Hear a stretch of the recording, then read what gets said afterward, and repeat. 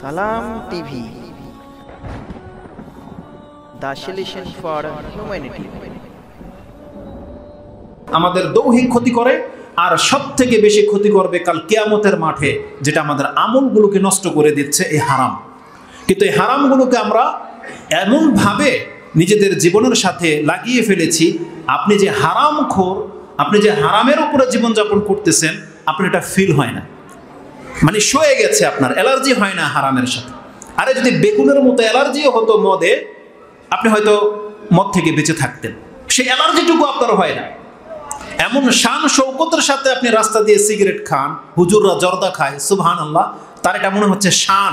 তার জর্দা খেতে খেতে ঠোঁট এরকম মোটা হয়ে গেছে, কথা বলতে পারে না, সে হুজুর মনেই করে না যে সে কোনো একটা পাপের সাথে জড়িত, মনেই করে না। যেমন আজকে আমাদের যুবক ভাইরা সিগারেট খাচ্ছে, মনেই করে না যেটা পাপ, তেমনি আমাদের হুজুররা জর্দা খায়, মনেই করে না এটা পাপ।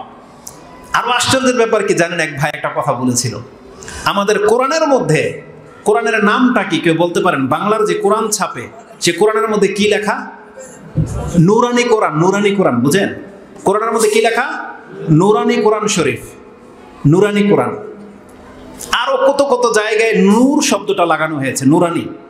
সুবহানাল্লাহ, এই মুসলিম জাতি এতটা অধঃপতনে নেমেছে, তারা হালাল হারামটাকে হালাল করার জন্য জর্দার মধ্যেও নুরানি শব্দ লাগিয়ে দিয়েছে। ঠিকটা সবাই বুঝে নেই মনে হয়। তার মানে নুরানি জর্দা আপনারা কেউ চিনেন না? চিনেন? তাহলে ঠিকটা কয়েকজনে বলছেন। তারা হারামটাকে হালাল করার জন্য জর্দার মধ্যে নুরানি লাগিয়ে দিয়েছে, কথা ঠিক কিনা? আজ পর্যন্ত 4 বছরের মাহফিল আমি কোনোদিন শ্রোতাকে জিজ্ঞেস করিনি যে এটা কি ঠিক কিনা বে ঠিক। আজকে প্রথম যে আপনাদের আওয়াজ শুনে মনে হলো। এটা হচ্ছে দৃষ্টিভঙ্গি। আপনি লক্ষ্য করেন, এটা বাস্তব বিমুখ কথা নয়, এটা কারা করেছে? একটা হারাম প্রোডাক্টকে হালাল হিসেবে চালিয়ে দেওয়া হয়েছে নুরানি শব্দ দিয়ে। মুসলিম মনে করবে আরে নুরানি কোরআন শরীফ, নুরানি জর্দা, তাহলে হালাল প্রোডাক্ট। আর এটা আমি কথাটা এমনি আপনাকে বলিনি, আমার সাথে ঘটেছে এরকম। আমি যখন প্রথম সৌদি আরবে যাই, আমার তো ধারণা ছিল মরুভূমির দেশ, হয়তো উট গরু ছাগল চড়া জাতি, এরা কতটা মানে স্টাইলিস্ট বুঝে, আমার এরকম ধারণা ছিল। ভাবছি যে প্রথম যখন ল্যান্ড করব তখন উটের গাড়ি হয়তো আসবে, তারপরে নিয়ে যাবে। সুবহানাল্লাহ, যেই জাতি BMW, তারপরে হাইফাই গাড়ি দিয়ে চলে, এমন জাতি তারা।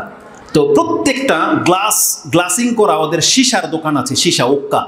আমাদের দেশের ওক্কা হয় নারিকেল গাছের চারা, আর ওদের ওক্কা হচ্ছে দামি ক্রিস্টাল গ্লাসের। আজীব হয়ে যাবেন, এত সুন্দর সুন্দর ডিজাইন বা এমন বড় বড় এক এক ওক্কা, যার যত বড় মান শান, তার পাইপও অত লম্বা, ওর দুম বেরিয়ে যাবে, চোখ লাল হয়ে যাবে টান দিতে। ওখানে যদি থাকে ওক্কার বোতল, আর এখান থেকে যদি টানে, ও শব্দ শোনানোর জন্য আর চোখ মুখ লাল করার জন্য এত লম্বা পাইপ ও ইউজ করে, যার যত পাওয়ার সে তত বড় লম্বা ওক্কা। তো ওই দোকানের সামনে দিয়ে যখন যাচ্ছিলাম, তখন আমার দাদা বেঁচে ছিল।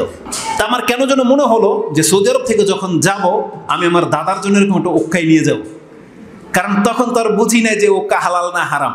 আমার ধারণা ছিল যখন সৌদি আরবে বিক্রি হয় হালাল জিনিসই হবে, কারণ হারাম দোকানে এইভাবে শান শৌকতের সাথে থাকবে আমার জানা ছিল না। সুবহানাল্লাহ, যেই দিন প্রথম আমি দোকানে ঢুকি, গ্লাসটা যখন খোলা হয়েছে, আমার মনে হচ্ছে যে আমি ওখানেই বেহুশে পড়ে যাব, মাথা চক্কর দিয়ে ফেলছে, কারণ আমাদের তো অভ্যাস নাই, সিগারেটের গন্ধ শুলে মাথা ধরে যায়। আর ওক্কার এত গন্ধ, এই যে সীসা যেগুলো, আমার কয়েকটা নাম মনে আছে, ভাষা, ফারাউলা, এগুলো ওদের নাম। যখনই গ্লাসটা খুলছে, সুবহানাল্লাহ, রাস্তা থেকে আমার গন্ধ আসছে, আমার মাথা তখনই ঘুরে গেছে।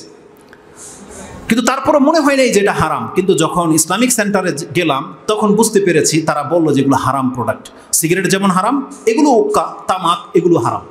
তো ওখান থেকে আপনাকে বললাম যে নুরানি জর্দা যখন লাগিয়ে দেওয়া হয়েছে, আর নুরানি জর্দার যে গন্ধ আপনি জানেন, যেই সমস্ত হুজুররা খায় তাদের তো আসলে লজ্জা তো নাই। একটা মানুষের মুখের দুর্গন্ধ আসলে তার সাথে কথা বলতে রুচি হয়। আর এই নুরানি জর্দা যারা খায়, যদি ওই ভাইয়ের ওখানে থাকে লোক, আপনি এখানে বসে তার সাথে কথা বলার ক্ষমতা রাখেন না। যদি আপনার ফিতরত ঠিক থাকে, আপনি যদি হালাল খাওয়া ব্যক্তি হন, এই ধরনের হারামখোর যদি আপনার পাশে বসে, আপনি তার সাথে কথা বলে রুচি হবে না।